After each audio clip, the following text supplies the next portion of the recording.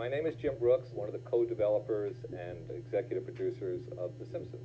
On October 1st, 1990, George Sr.'s wife had a cover story in People magazine. And in it she said, "I love America's funniest home videos, but remains baffled after sampling The Simpsons. It was the dumbest thing I had ever seen," she says, "but it's a family thing, and I guess it's clean." So this just happens to us. We, of course, not bothering anybody, keeping to ourselves, being model citizens. And then this article came out, and I decided that we should answer it, and the following letter was sent to the First Lady. Dear First Lady, I recently read your criticism of my family. I was deeply hurt. Heaven knows we're far from perfect, and, if truth be known, maybe just a wee bit short of normal. But as Dr. Seuss says, a person is a person. I try to teach my children, Bart, Lisa, and even little Maggie, always to give somebody the benefit of the doubt and not talk badly about them, even if they're rich. It's hard to get them to understand this advice when the very first lady in the country calls us not only dumb, but the dumbest thing she ever saw. Ma'am, if we're the dumbest thing you ever saw, Washington must be a good deal different than what they teach me at the current events group at the church.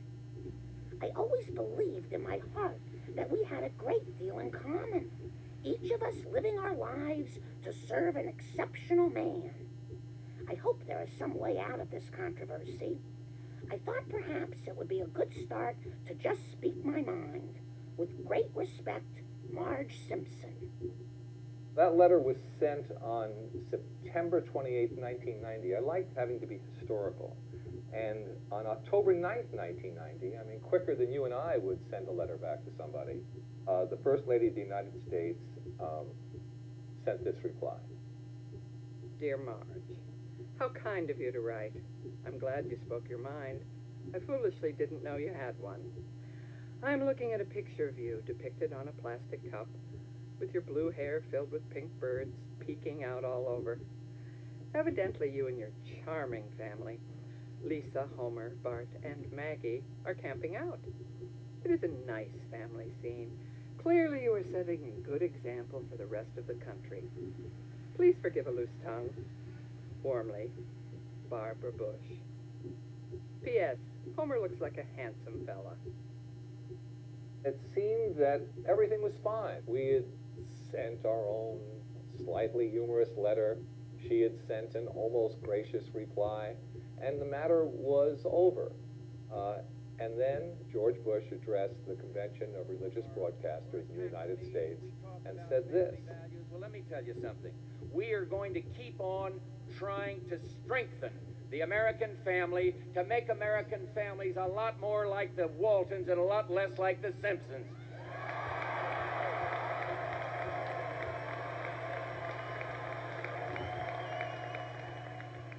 So we responded at the very top of our very next episode because they had been prompt with their letter to us and we wanted to be prompt.